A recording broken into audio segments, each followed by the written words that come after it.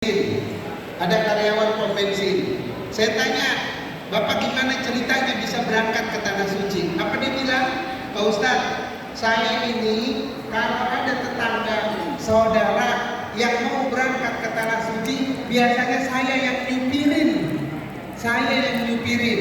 Nah saya bilang, kenapa Bapak mau nyupirin? Saya senang Pak Ustadz, nganterin ke bandara itu sebuah kesenangan yang luar biasa.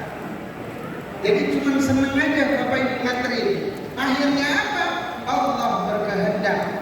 Ketika dia sering di bandara, dia liatin orang, ya Allah, orang enak ya bisa berangkat. Ya Allah, saya juga pengen berangkat ya Allah. Akhirnya apa? Suatu hari dia kerja di pom bensinnya dijual sama yang punya, sama pemilik dijual Bapak Ibu. Akhirnya dia kebagian hadiah. Dapatlah hadiah, dia dan istrinya diberangkatin oleh owner pom bensin, akhirnya berangkat ke Tanah Suci. Sebabnya apa? Dia senang nganterin orang berangkat ke Tanah Suci, nganterin nyupir dong.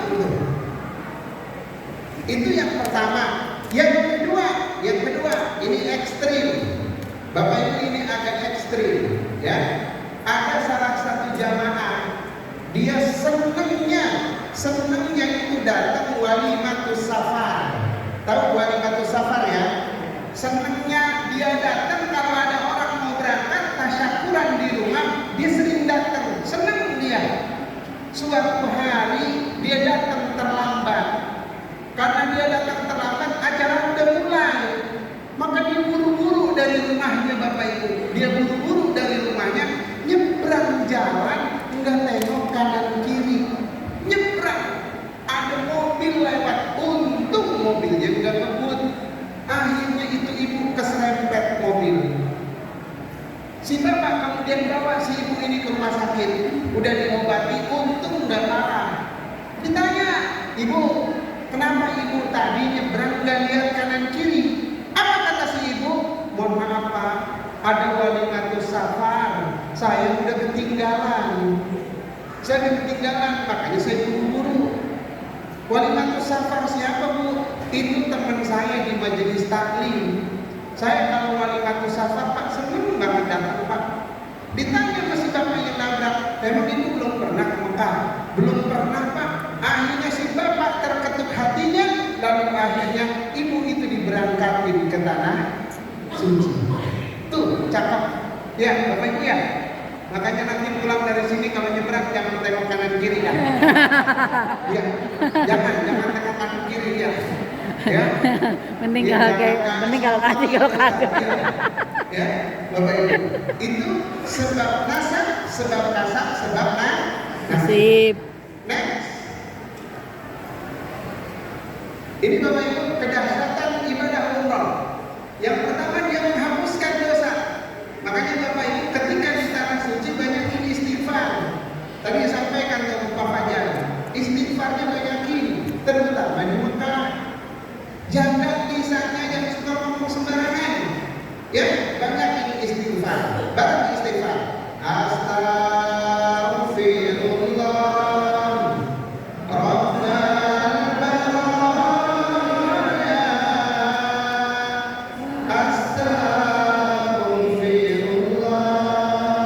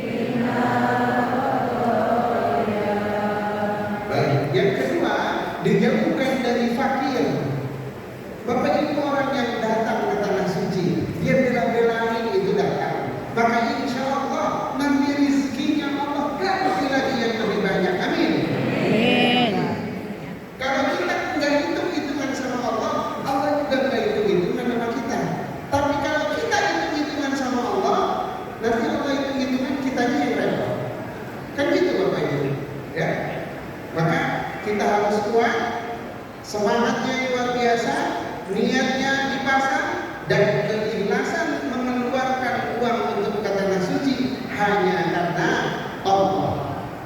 Yang ketiga, jihadnya bagi seorang wanita. Perempuan-perempuan yang pengen berjihad, ya, pengen dinilai sebagai mujahidah, ya, seorang jihad yang luar biasa, maka hadir di tanah sucinya Allah. Yang ketiga, pahalanya berlipat ganda. Mau Masjidil Haram, mau Masjid Nabawi, pahalanya berlipat-lipat. Bapak Ibu sholat 1 rakaat di Masjidil Haram sama pahalanya dengan sholat 100.000 rakaat di masjid yang lain. Coba luar biasa Bapak Ibu. Ya, itu di Masjidil Haram. Kalau di Masjid Nabawi itu 1.000. 1 rakaat sholat di Masjid Nabawi sama dengan 1.000 rakaat sholat di masjid yang lain. Maka nanti maksimalkan ibadah di 2 masjid Al-Haramain. Makanya saran saya Bapak Ibu, ketika sudah sampai di tanah suci, ingat sholatnya di masjid, jangan di kamar. Bapak Ibu, jangan di kamar. Kalau mau sholat di kamar, mending di sini aja nyewa hotel ya. Iya, kita jauh-jauh ke tanah suci, diusahakan kejar untuk sholat di dalam masjid. Lalu selanjutnya akan dijanjikan surga. Dan ini menarik. Al-umratu ilal umrah kafaratul lima bainahuma. Umrah yang satu ke umrah yang kedua atau yang seterusnya itu menghapus di antara dosa-dosanya. Wal hajjul mabrur laisal jaza illal jannah. Siapa yang mabrur hajinya, siapa yang mabrur umrahnya, maka tidak ada balasan kecuali surganya Allah Subhanahu wa taala. Lalu selanjutnya, doanya mustajab. Nanti di Madinah ada tempat mustajab satu, namanya Raudhah. Di Mekah ada 3 tempat mustajab. Yang pertama ada Maqam Ibrahim, ada Hijr Ismail, ada Multazam. Jadi nanti dimaksimalkan, dimanfaatkan Bapak Ibu untuk berada di tempat-tempat mustajab ketika di tanah suci. Lalu selanjutnya yang ketujuh ada umrah Ramadan. Kata Rasulullah, siapa yang umrah di bulan Ramadan, maka pahalanya seperti dia berhaji bersamaku, kata Rasulullah. Ini masih bulan November, nanti berangkat Desember, nanti Ramadan itu bulan apa kira-kira? Maret. April ya? Maret. April. Maret. Maret. Maret. Udah Ramadan. Maret udah Ramadan. Jadi Desember berangkat, Januari, Februari, Maret, duitnya udah balik lagi, berangkat lagi. Amin. Amin. Selanjutnya yang ke-8 adalah salat di Masjid Quba yang pahalanya seperti umroh.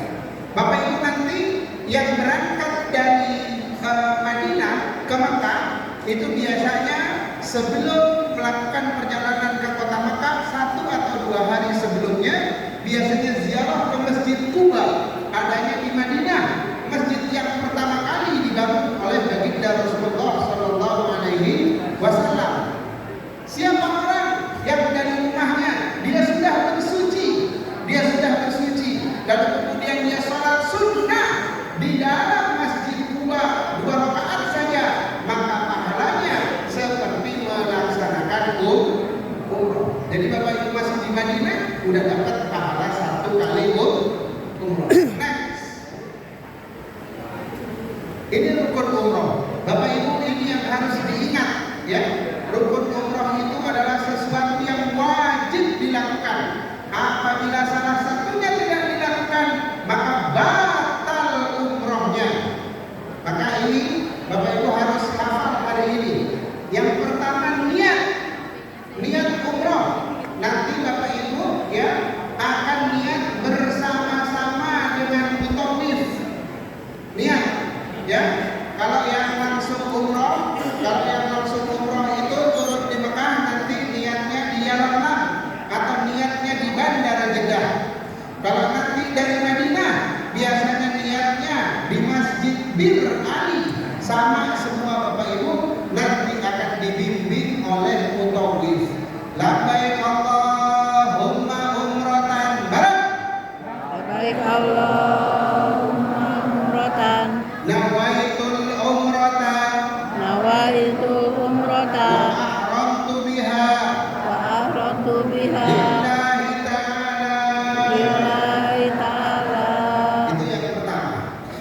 Yang kedua adalah tawaf mengelilingi Ka'bah 7 kali. Dimulai dari apa? Dimulai dari rukun Hajar Aswad. Mulai rukun Hajar Aswad kita angkat tangan, istilam, Bismillah, Allahu Akbar, Allahu Akbar, Allahu Akbar. Lalu kemudian kita kecil tangan kita. Kita kecil, itu namanya istilam. Nanti kita akan praktek di miniatur Ka'bah ya Bapak Ibu ya, di depan masjid. Ya, itu tawaf. Pak Ustaz, ada jamaah yang tidak kedengeran. Kan Bapak Ibu satu grup itu panjang ya Bapak Ibu, 45 orang. Kalau Bapak Ibu nggak dekat sama Ustaz, nggak dengar apa yang dibaca oleh Ustaz, nggak pembimbing. Ada yang nanya, Pak Ustaz, saya di belakang nggak dengar. Karena saya nggak dengar, saya baca doa sendiri. Saya tanya, ibu baca doanya apa? Saya putar itu Rabbana atina fid dunya hasanah aja Pak Ustaz.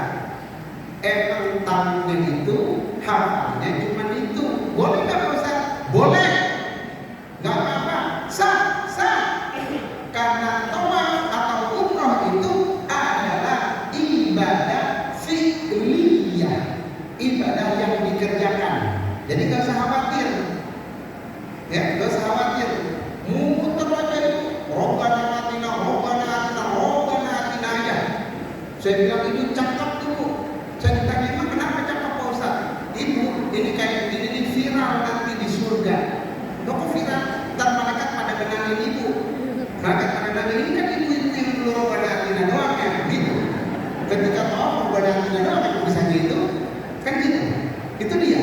Ya, Rabbana atina fid dunya hasanah wa fil akhirati hasanah wa qina adzabannar. Itu nanti dibaca dari rukun yamani ke rukun Hajar Aswad tuh. Ya, satu dari Hajar Aswad muter kembali ke Hajar Aswad baru satu Bapak Ibu. Ya. Dan saya ingatkan Bapak Ibu, terutama jamaah yang ibu-ibu, tolong ketika prosesi tawaf jangan ikut ngitung. Bu, jangan ikut ngitung. Kenapa? Kalau ibu-ibu ikut ngitung, nanti ustadznya galau. Saya mimpin jamaah baru 5, ibu-ibu bisik-bisik, Ustaz udah 7 ya. Tuh kalau ibu-ibu memang udah ngitung 7 Pak Ustaz. Ya Allah, di mana nambahinnya ini ya? Tuh, emang menangan dia lagi kalau ngomong. Iya, menangan dia. Saya ingat banget Pak Ustaz, kalau saya itu gini. Saya belum. Ya, makanya ibu-ibu tolong ketika tawaf jangan ikut ngitung. Satu. Ya. Yang ketiga, sa'i. Sa'i itu jalan antara Safa ke Marwah. Nanti dimulai dari Bukit Safa. Inna Safa wal Marwata min sya'airillah. Faman hajjal baita aw itamara fala junaha alaihi ay yatawafa bihima wa man tatawwa khairan fa innallaha syakirun alim. Mulai. Dapati Bukit Safa, dapati Bukit Marwah. Sama Bapak Ibu. Perjalanan Bukit Safa dan Bukit Marwah itu 7 kali juga, dan ibu-ibu nggak boleh ikut. Itu. Jadi ya, ingetin tuh. Tuh pokoknya ingetin. Ibu-ibu jangan boleh ikut gitu. Ada ibu-ibu ngotot, baru nyampe Bukit Safa udah bilang, udah punya Ustaznya. Safa ini Safa. Pasti prosesi sa'i akan berakhir di Bukit Marwah. Dari Bukit Safa ke Marwah, 1 kali jalan baru dihitung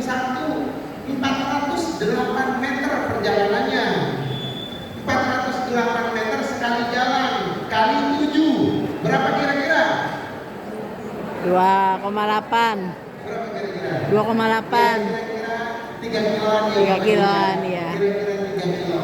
Makanya dari sekarang mulai belajar jalan. Mulai belajar jalan ya. Karena perjalanan itu lumayan. Tapi Pak Ustaz berasa capek nggak? Insya Allah enggak Bapak Ibu. Kenapa?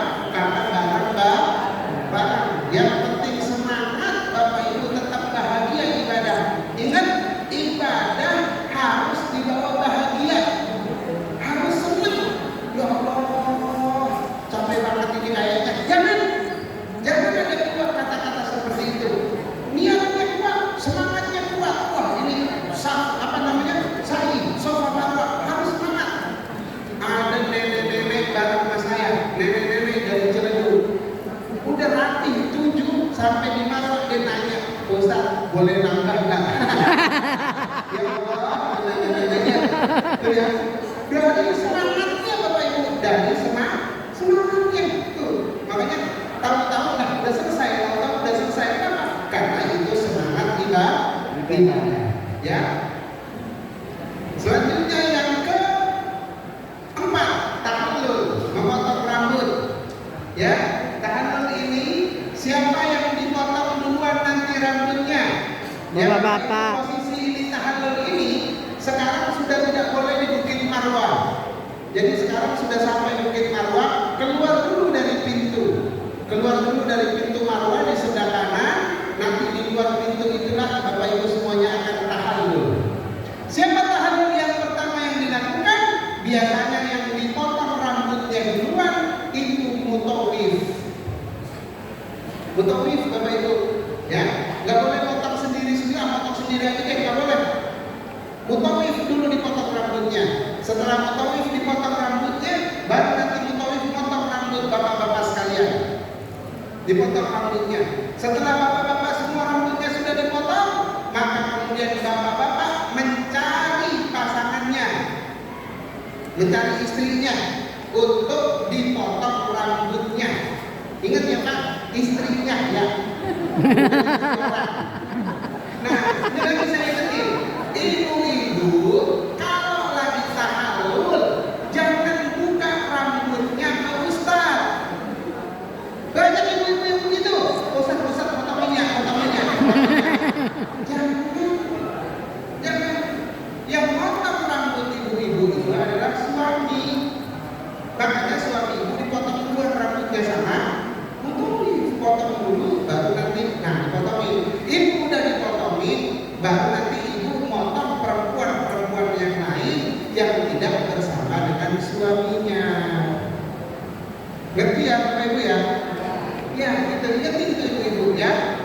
Tuh, jadi jangan sampai ngasih rambutnya ke orang laki-laki ataupun ke mutawif. Lalu yang terakhir namanya tertib. Tertib itu berurutan Bapak Ibu. Berurutan. Jadi habis niat ya tawaf, ya sa'i, ya tahallul. Aturannya begitu, berurutan. Jangan masuk Masjidil Haram bisik-bisik Ustaz. Itu tawaf penuh amat ya. Kita tahallul dulu apa? Enggak boleh. Enggak boleh kata-kata kita. Itu aturan Bapak Ibu. Ikutin. Ya tawaf, sa'i, ya sa'i. Gitu ya. Itu aturannya. Nah ini banyak sekali orang yang bertanya begini Pak Ustaz, kalau tawaf kita ikut tawaf dan akhirnya di tawaf itu kita batal, saya ditungguin ke Pak Ustaz sama pembimbing, gitu ya.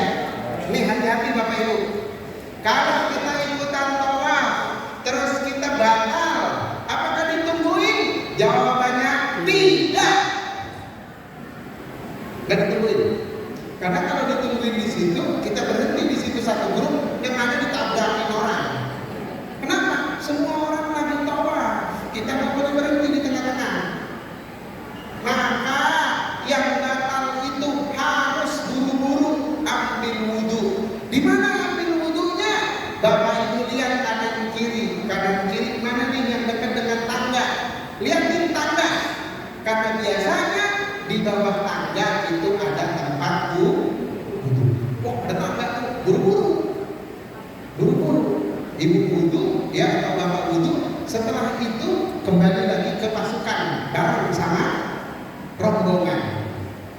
biasanya begini, Pak Ustaz, kalau saya ketinggalan, nanti bisa kumpul lagi nggak kalau rombongan? Bisa, ketemu. Jangan khawatir, ketemu Bu. Kenapa? Karena habis tawaf nanti nyebrang ke seberangnya makam Ibrahim, itu doa bersama, dipimpin oleh mutawif. Setelah doa bersama, nanti Bapak Ibu sholat sunnah mutlak sesudah tawaf. Setelah sholat sunnah, maka kemudian doa masing-masing. Habis doa masing-masing, minum air zam-zam. Habis minum air zam-zam, biasanya masih foto-foto. Tuh, masih lama. Makanya yang ketinggalan tadi, insya Allah masih ketemu. Makanya Bapak Ibu dalam prosesi umroh biasanya syal itu syal ya, itu tidak dilepas. Syalnya dipakai, gunanya untuk apa? Agar temennya, saudaranya, rombongannya yang tertinggal nanti bisa melihat, oh itu grup saya, akhirnya bisa gabung lagi. Tuh, gitu ya Bapak Ibu ya. Ketika prosesi umroh terutama, syal tidak dibuka, jadi tetap dipakai. Akhirnya melihat, oh itu grupnya, bisa bareng lagi. Itu syalnya Bapak Ibu ya. Syalnya begitu. Setelah itu yang tadinya ketinggalan bisa kumpul lagi. Nah, teknik tertinggal bagaimana Pak Ustaz? Misalnya Bapak Ibu baru muter dapat 3,5 ya, setengahnya hilang, yang dihitung cuma 3. Maka dimulai dari mana lagi Pak Ustaz? Sesudah wudu, Bapak Ibu mulai lagi dari Hajar Aswad. Baru kemudian muter 4 muter 5 muter sampai ke 7. Insya Allah ketemu ya. Next, ini wajib umroh. Yang pertama ihram, harus menggunakan ihram. Nanti bapak-bapak ya, kayak ihramnya atas dan bawah saja, tidak ada pakaian yang lain, kecuali 2 helai kain atas dan bawah. Emang risih Pak, bapak-bapak terutama pakai ihram itu risih. Kenapa? Karena kita biasa Bapak Ibu. Makanya saran saya, ini kan keberangkatan sejak awal Desember ya. Ini sekarang udah tanggal berapa ini? 18. Masih ada waktu 12 hari lagi. Saran saya bapak-bapak mulai hari ini jangan pakai celana dalam. Ya. Di rumah ke kantor begitu jangan. Di rumah ya, jangan pakai celana dalam. Nanti biar terbiasa Pak, bukan apa-apa, bukan. Saya ini beberapa kali bolak-balik bawa jamaah. Terkadang jamaah lupa Pak. Ya, udah ambil mikot, nyampe ke Mekah, dia masih pakai celana panjang. Lah, kok Bapak masih pakai celana panjang? Ya, lupa Pak Ustaz tuh. Makanya dari awal itu udah harus terbiasa. Maka saya selalu ingetin, pokoknya jauh sebelum berangkat di rumah udah pakai sarung aja, jangan pakai celana dalam, udah itu aja. Ya Pak ya, siap Pak. Suaranya ya. Ya, begitu ya Pak, biar nanti di sana mudah. Ya, biar nanti di sana gampang Pak. Ya, insya Allah. Ya, pokoknya ini nanti dipegang omongan saya. Ya, nanti kalau ada yang ngeteng, apa sih Pak Ustadz itu nanti biasanya pakai celana di sana ya. Gitu, hati-hati. Ya, makanya saya ngingetin. Kenapa? Karena ini berulang kali kejadian. Terakhir kemarin ada aki-aki dari Palu, ya, semua udah buka semua, dan sampai di Mekah ketika turun, dan masih pakai celana putih. Wah iya Pak Ustaz lupa ya tuh, kan udah harusnya kena. Tuh. Kalau saya biasanya Bapak Ibu ya, ketika mau ambil mikot di Bir Ali di Madinah. Biasanya saya naik bis dulu. Naik bis dulu saya periksa satu-satu. Saya periksa bapak-bapak, ayo Pak. Udah dibuka belum celananya? Gitu. Gitu. Itu orangnya. Ya. Enggak, saya mau nanya dong, enggak merokok enggak? Doang. Tuh, ya. Jadi itu memastikan sebelum ambil niat sudah posisinya sempurna. Ya. Nanti kita kita contohkan cara menggunakan kain ihramnya ya, Bapak ya. Next. Yang kedua, meninggalkan larangan-larangan dalam berihram. Larangan dalam berihram itu banyak Bapak Ibu ya, makanya harus hati-hati. Nih, bagi pria dilarang menggunakan pakaian berjahit. Maka tutup kepala pakai peci nggak boleh tuh. Sepatu nggak boleh. Ya, maka Bapak, terutama bapak-bapak nanti berangkat jangan lupa bawa sendal juga. Ya, jangan lupa bawa sendal. Ya, nanti bawa sendal, pastikan sendalnya yang enteng Pak, yang enteng, yang nyaman, ya, yang enteng, yang nyaman. Wanita dilarang berkaos tangan dan menggunakan cadar nanti ketika prosesi umroh. Jadi memang wajahnya harus kelihatan dan telapak tangannya juga harus kelihatan. Kalau Ibu mau belanja itu ada Bu di Tanah Abang, ya. Yang atasannya kelihatan, bawahnya nggak kelihatan ya. Biasanya ada di Pasar Tasik hari Senin sama hari Kamis. Ya, dulu adanya di seberang stasiun Tanah Abang. Sekarang nggak ada, pindah ke Tamrin City lantai 5A. Apa saya buka Pak? Saya tenang aja sama saya. Pak, saya lihat. Datangnya pagi-pagian ya. Kalau datang pagi, insya Allah dapatnya murah. Ya, kalau ada siangan udah kemahalan. Di lantai 5A ya, Tamrin City ya. Nah, karena di pasar Metro Tanah Abang udah ditutup sekarang, ya, udah nggak laku, ya Bu ya. Nah, yang ketiga bagi pria dan wanita dilarang. Ini Bapak Ibu ingat, satu, memakai wangi-wangian, nggak boleh Bapak Ibu. Ketika sudah niat, maka sebelum niat pakaiin, sebelum jadi sebelum berangkat ya ke Masjid Bir Ali dari hotel, kita semprot aja, udah semprot semua, ya, semprot. Pastikan yang disemprot baju kita. Kalau semprot nggak melihat ada orang lain di sebelah semprot juga, ya. Pastikan udah disemprot, udah wangi, aman. Karena nanti udah nggak boleh lagi semprot nggak boleh. Tidak boleh ketemu yang wangi-wangi. Maka saran saya, semua yang wangi masukin dalam koper besar.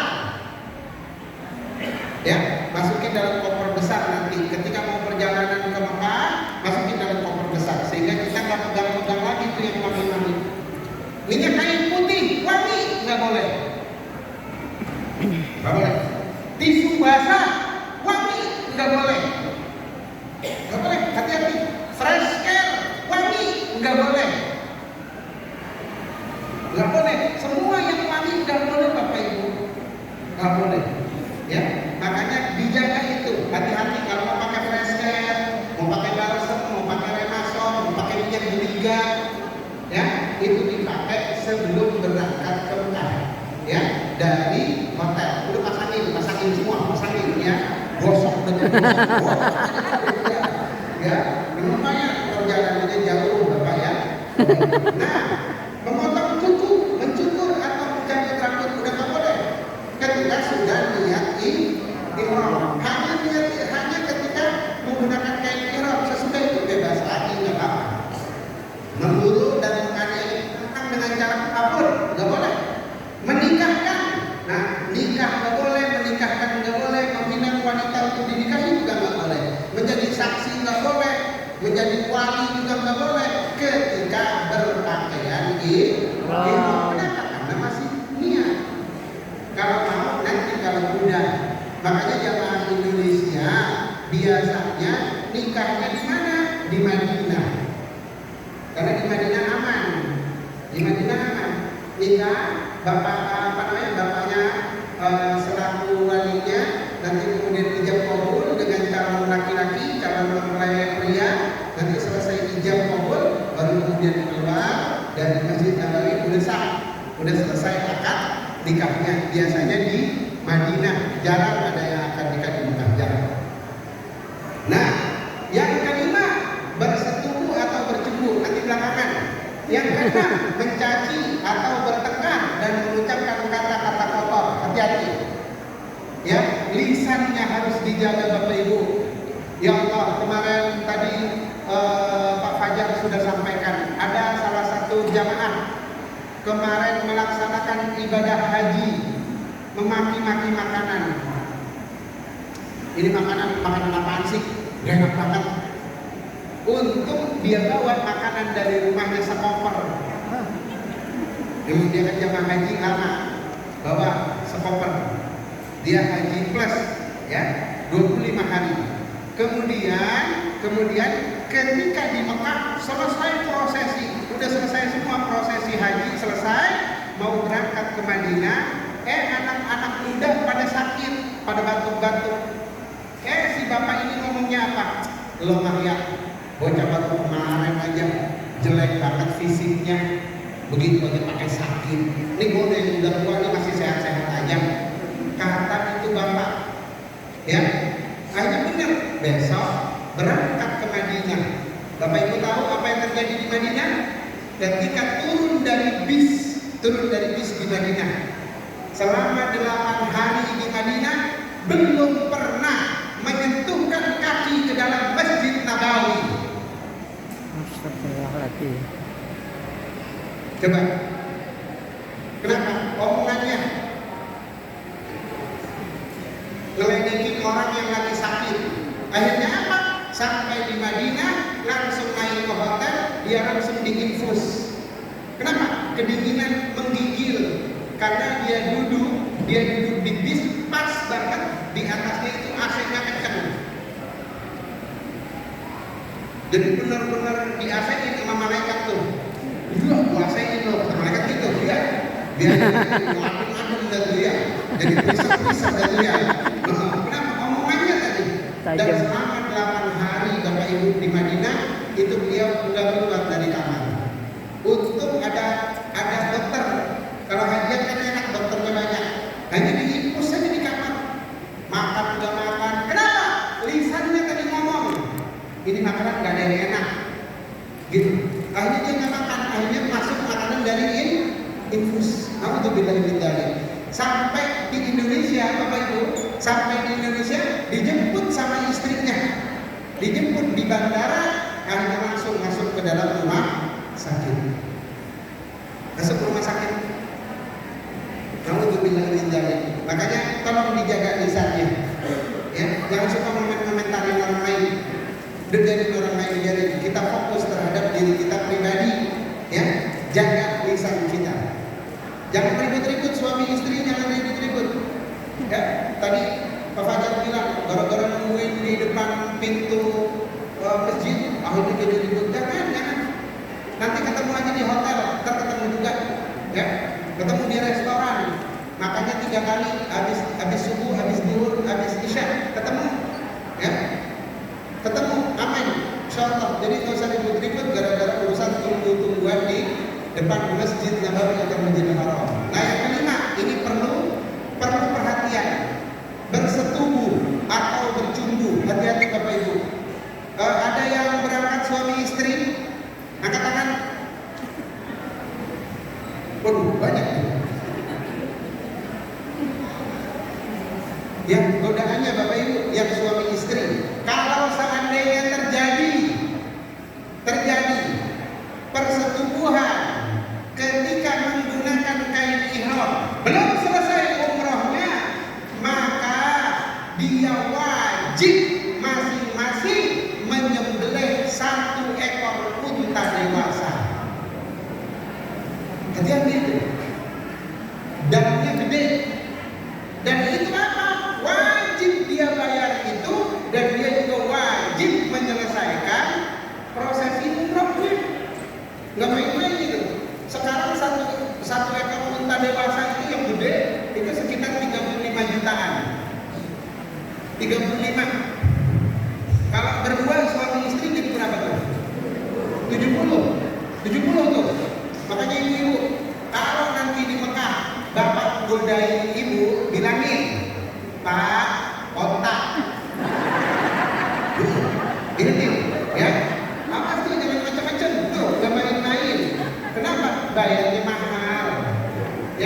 daripada buat beli otak kan mending buat berangkat lagi ke tanah suci gitu ya.